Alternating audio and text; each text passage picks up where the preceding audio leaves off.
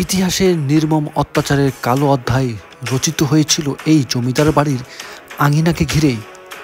এই জমিদার বাড়িটি এখন এক অভিশপ্ত বাড়িতে পরিণত হয়েছে, কারণ নিরীহ প্রজা, লাঠিয়াল বাহিনীদের খুন, আত্মহত্যা, সাপের উপদ্রব সব মিলে এই জমিদার বাড়িটি এখন যেন এক মৃত্যুপুরীতে পরিণত হয়েছে।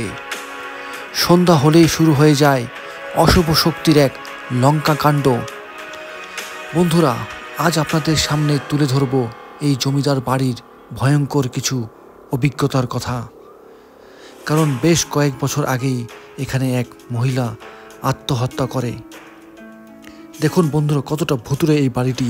বন্ধুরা, এই সিঁড়িটি একবার দেখুন, মনে হচ্ছে এই সিঁড়িটি সোজা আপনাকে নিয়ে যাবে মৃত্যুপুরীতে। এই জমিদার বাড়ির ভিতরে ছিল একটি লোহার সিন্দুক, এবং সেই সিন্দুকটি পাহারায় ছিল একটি সাপ। তারই প্রমাণস্বরূপ এই জমিদার বাড়ির ভিতরে প্রবেশ করতেই দেখা পাই বেশ কয়েকটি সাপের। এই সাপগুলো বেশ বিষাক্ত এবং অনেকগুলি সাপ ঘিরে রেখেছে এই জমিদার বাড়িটিকে। তাই বন্ধুরা, আপনারা যখনই আসবেন অবশ্যই সতর্কভাবে আসবেন এবং কোনোভাবে একলা আসার চেষ্টা করবেন না।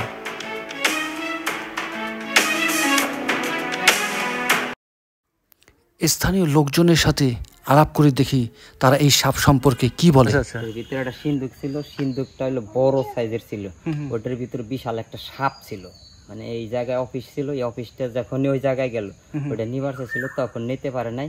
ওই সিন্দুকটা হলো মানে সাপ ছিল, সাপটা তারপরে আস্তে আস্তে এই পুকুরে নামছে, শানবান্ধা পুকুর এটাই নামছে। এই সেই শানবান্ধা পুকুর? হ্যাঁ, এই সেই পিছনে জমিদারে গুলি করে মারছিল।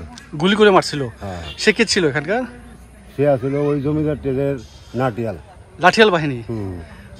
শুনলাম সে নাকি অনেক অত্যাচারী ছিল, মানে জুতা পায়ে দিকে হাঁটতে দিত না বা ছাতা ফুটে গেছে। শুনছি বাদশা সাহেবের কাছে যে জমিদারে হাঁটতে পারতো না, পাবলিক ছাতি মুড়াই দিয়া জুতা পায়ে দিয়া তারা দৌড়াই না গর্দন দিত। গর্দন মানে কি গলা কাটা ফেলে তারা কুয়ায় ফেলাই দিত। বেশ কিছু কুয়া দেখতে পাইছি আমি ওখানে, কুয়ার মধ্যে ফেলে দিত না? কুয়াটা দেখছেন না? কুয়া। জি জি জি জি। স্থানীয় মুরব্বীদের সাথে আলাপ করি যে কূপের আমরা গল্প শুনতে পারি, এই সেই কূপগুলো। এই কূপগুলোতেই সে আমলে নিরীহ প্রজা ও লাঠিয়াল বাহিনীদেরকে হত্যা করে নিক্ষেপ করা হতো। এই কূপগুলো থেকে সে আমলের চাপা কান্না যেন আজও ভেসে আসছে। দেখুন বন্ধুরা, এই কূপগুলো যেন সে আমলের অত্যাচারের কথা ফিসফিস করে বলছে। আমাদের গন্তব্যস্থল হচ্ছে আলোয়া জমিদার বাড়ি। এই জমিদার বাড়িটিতে যেতে বাংলাদেশের যে কোনো প্রান্ত থেকেই খুব সহজেই চলে আসতে পারেন বাস যোগে। এই জন্য আপনাদের নামতে হবে টাঙ্গাইল মহাসড়কে। মহাসড়ক থেকে সিএনজি যোগে আপনাদের যেতে হবে টাঙ্গাইল সদর পৌরসভা এলাকায়। এই দেখতে পাচ্ছেন বন্ধুরা, এই সেই মহাসড়কটি, এবং এই মহাসড়কটির পাশে রয়েছে টাঙ্গাইল আরিচা মহাসড়ক, এবং হাতের ঠিক বাম দিকে দেখতে পাচ্ছেন আব্দুল মান্নান সরণি, এবং সেই সরণি দিয়ে প্রবেশ করলেই মাওলানা ভাসানী বিশ্ববিদ্যালয় এবং রয়েছে একটি কলেজ, এবং সেই কলেজের পাশ দিয়ে সরু রাস্তা দিয়ে চলে যেতে হবে আলোয়া জমিদার বাড়িতে। বন্ধুরা, এখন আমি অবস্থান করছি সেই ভুতুরে আলোয়া জমিদার বাড়িতে। আমার ঠিক সামনেই রয়েছে এই জমিদার বাড়িটি। আপনারা দেখতে পাচ্ছেন কতটা প্রাচীন এবং ভুতুরে লাগছে। চারিদিকের পরিবেশটা ছমছম করছে। চলুন বন্ধুরা, এবার প্রবেশ করা যাক আমাদের সেই কাঙ্ক্ষিত আলোয়া জমিদার বাড়িতে। প্রায় 1800 শতকের জমিদার শচীনাথ রায় চৌধুরী বর্তমানে টাঙ্গাইল সদর পৌরসভার এলাকায় 132% জমির উপর এই জমিদার বাড়িটি স্থাপন করে। এরপর বংশ পরম্পরায় জমিদার বংশধরেরা এখানে জমিদারি পরিচালনা করতেন। পরিত্যক্ত হওয়ার বেশ কয়েক বছর পূর্বে এই বাড়িটির কিছু অংশ বাংলাদেশ সরকার ভূমি অফিস হিসেবে কার্যক্রম পরিচালনা করেন। কনকলতা রায়চৌধুরী তিনি তার পরিবারের শেষ বংশধর ছিলেন। ক্ষমতা, যশ আর প্রতিপত্তি যে চিরকাল থাকে না তা এই জমিদার বাড়িটিকে দেখলেই বন্ধুরা আন্দাজ করা যায়। দেখুন বন্ধুরা, সাজানো গোছানো জমিদার বাড়ি, একেবারে শুনশান অবস্থা, একটি মানুষও নেই। কিন্তু একটি সময় এমন অবস্থা ছিল যে এই জমিদার বাড়ি থেকে কেউ জুতা পায়ে দিয়ে হেঁটে যেতে পারতো না, এবং এমনও ছিল যে কেউ মাথায় ছাতি দিয়ে যেতে পারতো না। শিক্ষা দীক্ষার ব্যাপারও ছিল এই জমিদারের বেশ কিছু কড়া নিষেধ। কেউ চাইলে উচ্চশিক্ষায় শিক্ষিত হতে পারতো না। তাদেরকে ধরে নিয়ে আসে এই জমিদার বাড়িতে কাজে নিযুক্ত করে দিতেন এই জমিদার। উনি অনেক অত্যাচার করতো। এই জায়গায় কোনো লোকজন এলো শিক্ষিত হইতে দিত না, পড়ালেখা করতে দিতেন না। পড়ালেখা করতে দিত না। যেটা দেখতো ভালো ওরাই না বাড়ির কাজ করাইতো। ভালো বলতে মানে মানে মেধাবী ছিল যা, আচ্ছা আচ্ছা আচ্ছা, তাদের আইনা কাজ করাইতো, ওদেরকে লেখাপড়া করতে দিত না, লেখাপড়া করতে দিত। এইরকম অত্যাচার ছিল। এইরকম অত্যাচার। বন্ধুরা, এখন আমি স্থানীয় যে লোকের সাথে আলাপ করলাম, তিনি আমাকে পরামর্শ দেন আলো নিভে যাওয়ার আগেই যেন আমি এই স্থানটি ত্যাগ করি। কারণস্বরূপ তিনি জানান সন্ধ্যা হলেই নাকি এখানে শুরু হয়ে যায় অশুভ শক্তির বিভিন্ন আলামত। কারণ এখানে বেশ কয়েক বছর আগেই এক মহিলা আত্মহত্যা করে, এবং তারা এটাও মনে করে যে এখানে এখনও সে আমলের অত্যাচারের চিহ্নগুলো ভাসছে। তাই আপনারা সন্ধ্যা হওয়ার আগেই কেটে পড়বেন এই স্থান থেকে। বন্ধুরা, এখন আমি প্রবেশ করব এই সেই কক্ষ। এই যে কক্ষটিতে যে সাপের কথা এবং সিন্ধুকের কথা বলা হয়েছিল, এখন ভিতরে ঢোকার মতন কোনো আমি সুযোগ পাচ্ছি না। তবে এখানে দরজা দেখতে পাচ্ছি। এই দরজা দিয়ে ঢোকা আমার মনে হয় না সুবিধাজনক হবে, কারণ বাঁশ দিয়ে এটি বন্ধ করে দেওয়া আছে। তাই বিকল্প পথ হিসেবে আমি এই জানলা দিয়ে প্রবেশ করছি। চলুন বন্ধুরা, দেখা যাক ভিতরে আমাদের জন্য কি অপেক্ষা করছে।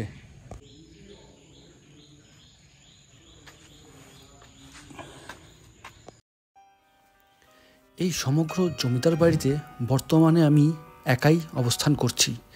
ভিতরে প্রবেশ করতেই কেমন জানি গাটা ভার ভার অনুভব করছি। দেখুন বন্ধুরা, ভিতরেরটা পরিবেশটা কীরকম ভয়ঙ্কর।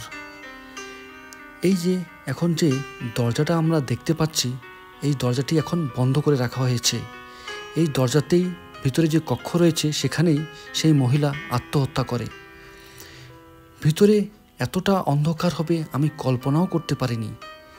আমার ছোট্ট টর্চ লাইট দিয়ে কোনো মতে উপরে উঠছি, আর ভেতরটা যেন দুরু দুরু করে কাঁপছে।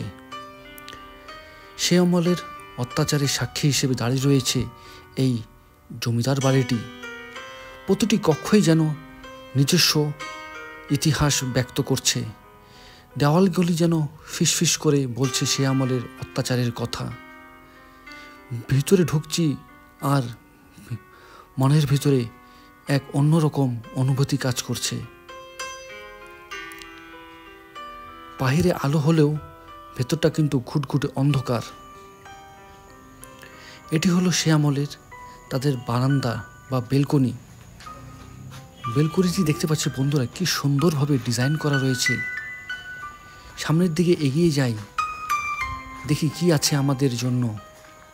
সামনে এগুতে দেখতে পাচ্ছি এটি হলো সে আমলের তাদের ব্যবহৃত ছাদ। দেখুন, ছাদটা এতটাই জঙ্গলে ভরপুর হয়ে গেছে যে ওখানে একটা ছাদ রয়েছে, সেখানে যাওয়ার রাস্তা রয়েছে, নেই। কিন্তু আসলে ভয়ও করছে। আর এই জঙ্গলগুলোতেই রয়েছে সাপেদের আবাসস্থল। এতগুলি সাপ আমি আমার জীবনও দেখিনি এক স্থানে। অনেক জমিদার বাড়ি ঘুরে দেখার সৌভাগ্য হয়েছে আমার, ছাদ ছিল। এত সাপের উপদ্রব এখন আমি আমার জঙ্গলের জীবদ্দশায় কখনোই দেখিনি।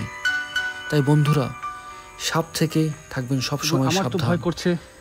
এখানে যে সাপের কথা বলা হয়েছিল, ঢুকতেই যে লোকটি বলেছিল বড় একটি সাপের চেষ্টা কথা, করি এবং এই কিছু জমিদার সাপ আমি বাড়ির নিজে সচক্ষে দেখেছি। দ্বিতীয় তলা তাই থেকে তৃতীয় তলা ওই ওঠার দিকে জন্য আর সাহস হলো না যাওয়ার, কারণ এই জঙ্গলগুলোতেই মূলত সাপেদের আবাসস্থল। গাছগাছালিতে ভরা দ্বিতীয় তলার ছাদগুলো জায়গাগুলি পছন্দ এতটাই করে ভয়ঙ্কর থাকার এবং জন্য। ভুতুরে লাগছে যে ওই যে দেখতে বলার পাচ্ছেন অপেক্ষা বন্ধুরা রাখে না। ভবনটি, আপনারা এবং কোনোভাবেই ভবনটির একলা আসার ছাদ, চেষ্টা করবেন না সেই বন্ধুরা, ছাদের জায়গা হচ্ছে সাথে অবশ্যই এইদিকে। 2-1 জন সঙ্গী নিয়ে আসবেন।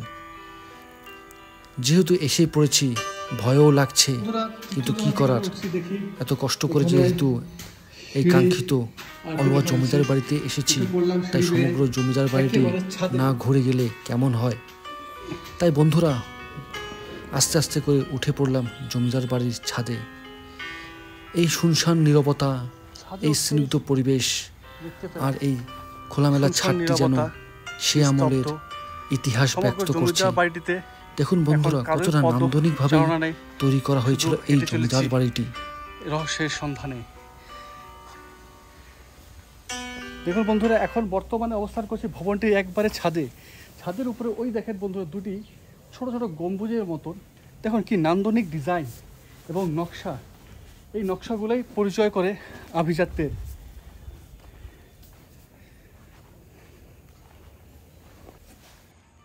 এই জমিদার বাড়ির ছাদটি দেখতে যতটাই সৌন্দর্য লাগছে, ভিতরটা কিন্তু ততটাই ভয়ানক। কারণ এই জমিদার বাড়িকে ঘিরে রয়েছে অনেক ভয়ঙ্কর ইতিহাস, যে কালের গর্ভে হারাতে বসেছে। এই জমিদার এতটাই অত্যাচারী ছিল যে তার প্রজাসাধারণকে হত্যা করে নিক্ষেপ করত এখানে বিভিন্ন কূপগুলোতে, যে কূপগুলো আপনাদের এই ভিডিওর শুরুতে আমি দেখিয়েছি। এটি মূলত সে আমলে হাওয়াখানা হিসেবে ব্যবহার করা হতো এই কক্ষটি। এই কক্ষটি থেকে সমগ্র জমিদার বাড়িটি দেখা যেত। তো বন্ধুরা কালক্ষেপণ না করেই তাড়াতাড়ি সামনের দিকে এগিয়ে যাই। বন্ধুরা এখন আমি ছাদ থেকে নিচের দিকে নামছি এবং এই ভবনটিতেই বেশ কয়েক বছর আগে শোনা যায় এক মহিলা আত্মহত্যা করেছে এবং এই সম্পূর্ণ ভবনটিতে আমি একলাই আছি। আর আমার সাহস হচ্ছে না এই ভবনটিতে বেশিক্ষণ থাকার, তাই এখান থেকে আমি যত তাড়াতাড়ি সম্ভব কেটে পড়ি। দেখতে পাচ্ছেন বন্ধুরা কতটা ঘুটঘুটে অন্ধকার।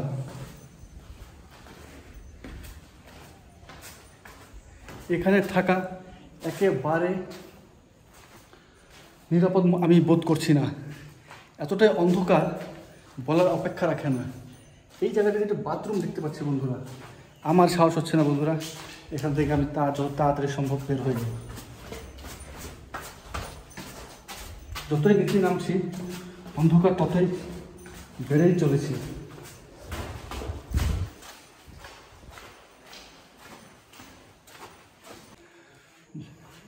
বন্ধুরা এখান থেকে সামনে এগিয়ে আর একটি কক্ষ দেখতে পাচ্ছি এবং একটি সিঁড়িও দেখতে পাচ্ছি আমরা। এই সিঁড়ি বেয়ে এখন উপরের দিকে উঠব, দেখি এখানে কি অপেক্ষা করছে আমাদের জন্য। চলুন বন্ধুরা গিয়ে যাই। কিছুক্ষণের মধ্যেই সন্ধ্যা নেমে পড়বে, চারিদিক অন্ধকার হয়ে যাবে। তার আগেই আমি আমার কাজ শেষ করে এখান থেকে সরে যাব। একবার এই সিঁড়িটি দেখুন বন্ধু, এই সিঁড়িটি যেন আপনাকে নিয়ে যাবে মৃত্যুপুরীতে। সিঁড়ি বেয়ে উপরে উঠতেই দেখতে পেলাম জঙ্গলে ভরা সমগ্র এই জমিদার বাড়িটি। এবং দেখুন বন্ধুরা কতটা শুনশান নীরবতা, এবং এই জঙ্গলগুলোর মাঝে যেন সেই আমলের নির্যাতনের চিৎকার ভেসে আসছে। এখানকার গাছগুলো এবং এর লতাপাতা এবং শিকড়গুলো এমনভাবে এই জমিদার বাড়িটিকে ঘিরে রেখেছে যেন জমিদারের বাড়িতে এখন রাজত্ব চলছে প্রকৃতির। এই গাছগুলোর মাঝখান দিয়ে যে সিঁড়িটি নেমে গেছে, এই সিঁড়িটি মূলত সে আমলে দোতলায় উঠতে ব্যবহার করতেন সে আমলের জমিদারগণ। চলুন বন্ধুরা এবার সিঁড়ি বেয়ে নিচের দিকে নেমে যাই, কারণ আলো যে কোনো সময় নিভে যেতে পারে। আর আলো নিভে যাওয়ার আগেই আমরা এই জমিদার বাড়ি থেকে কেটে পড়ব।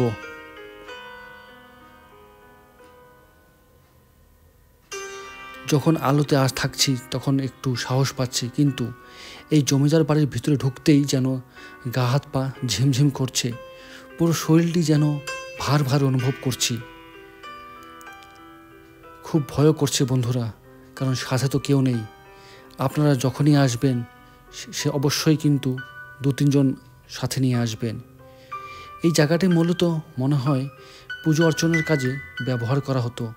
এটা মন্দিরের বেদি হিসেবে ব্যবহার করা হতো সেকালে। বন্ধুরা, এখন আমি অবস্থান করছি আমার সামনে যে ভবনটি ছিল জমিদার বাড়ির ঠিক সম্মুখভাগে। এটি হলো জমিদার বাড়ির পিছনের অংশ এবং এটি হচ্ছে সামনের অংশ। এটি মূলত সে আমলে কাচারি ঘর হিসেবে ব্যবহার করা হতো।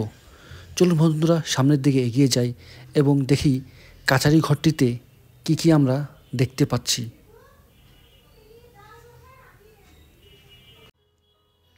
দেখুন বন্ধুরা, কতটা রাজকীয়ভাবে তৈরি করা হয়েছিল এই কাচারি ঘরটি।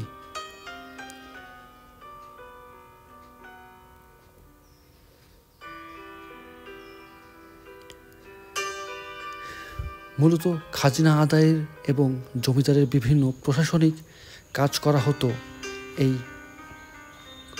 কাচারি ঘরে। সম্ভবত এখানেই তাদের যানবাহনগুলো রাখা হতো। মূল প্রবেশ পথ ছিল মূলত এটি। আমরা ভিডিওর প্রথমে যে অংশ দিয়ে প্রবেশ করি সেটি হচ্ছে এই জমিদারের বাড়ির পেছনের অংশ, আর এটি হচ্ছে কাচারি ঘরের প্রবেশদ্বার।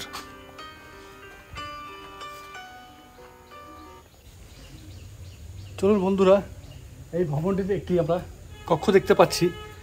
এই কক্ষে প্রবেশ করি এবং দেখি এই ভবনে এই কক্ষটিতে কি রয়েছে। যতই ঢুকছি ততই ভয় লাগছে, কারণ এই ভবনটি এতটাই ভুতুড়ে এবং স্যাঁতস্যাঁতে ঠান্ডা যে এখানে সাপের উপদ্রব হওয়াটাই স্বাভাবিক।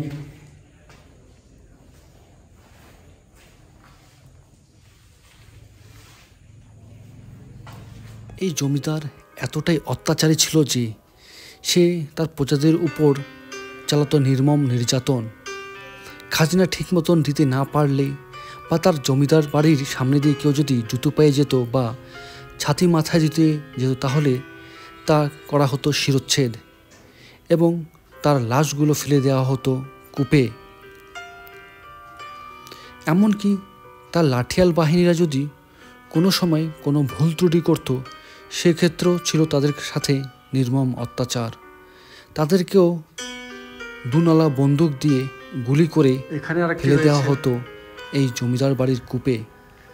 এই জমিদার বাড়ির প্রতিটি দেওয়াল যেন ব্যক্ত করছে সেই নির্যাতনের করুণ কাহিনী।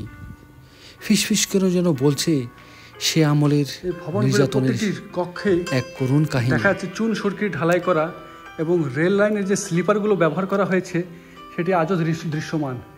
তবে দরজা জানালা সবাই লুট হয়ে গেছে, লুট করে নিয়ে গেছে লুটেরা। স্থানীয় লোকজনের সাথে আলাপ আলোচনা করলে জানতে পারি এই জমিদার বাড়ির অত্যাচারের কথা। পিলারগুলো দেখুন বন্ধুরা, ইতিহাসের সাক্ষী হিসেবে দাঁড়িয়ে রয়েছে এই জমিদার বাড়িটি। সে আমলের নকশাগুলি একবার দেখুন। এই যেন নকশাগুলি সে আমলের অত্যাচারের কথা জানান দেওয়ার জন্যই যেন তাদের অস্তিত্ব টিকে আছে আজও। কিন্তু সংরক্ষণের তবে অভাবে বেশ কিছু ভবন ভঙ্গুর অবস্থায় রয়েছে, হয়তো যে কোনো সময় হুড়মুড় করে ভেঙে পড়ে যেতে পারে। কত না নান্দনিকভাবে ছিল এর স্থাপনাগুলি।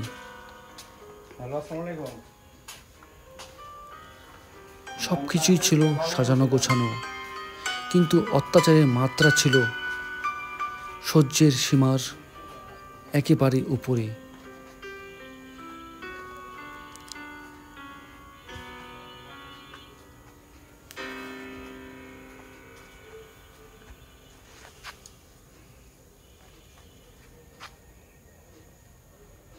এই জমিদার বাড়ির কিছু ওয়াল দেখতে পাচ্ছি বন্ধুরা আমরা এই জায়গাটাতে, এবং কিছু জমিদার বাড়ির পিলার এখানে দেখতে পাচ্ছি। অনুমান করেছি এই সমগ্র এলাকা জুড়েই সে আমলে এক ভবন ছিল, এবং এখন যে ভবনটি আমরা দেখতে পাচ্ছি এই দেখুন বন্ধুরা। এই জমিদার বাড়িতে আর বেশিক্ষণ থাকবো না বন্ধুরা, এখান থেকে খুব তাড়াতাড়ি সরে পড়ব। দেখতে পাচ্ছেন বন্ধুরা, একেবারে ছাদ, দেওয়াল, প্লাস্টার সব খসে খসে পড়ছে। উপরের কিছু ডিজাইন এবং নকশাগুলো দেখলেই বোঝা যায় কতটা নান্দনিক এবং রুচিশীল ছিল এই জমিদারগণ। কিন্তু তাদের অত্যাচারের মাত্রা ছিল একেবারে নিদারুণ, যা সহ্য করার মতন না। এবার আমরা সামনে আর একটি কক্ষ দেখতে পাচ্ছি। এই কক্ষটি প্রবেশ করতেই আমরা দেখতে পেলাম সুন্দর ময়ূরের নকশার কিছু ডিজাইন। এক একটি ডিজাইন যেন সে আমলের ইতিহাস, ঐতিহ্য এবং সে আমলের রাজকীয়তার পরিচয় বহন করছে। প্রতিটি পিলার, দেওয়ালে তার ছাপ আমরা দেখতে পাচ্ছি।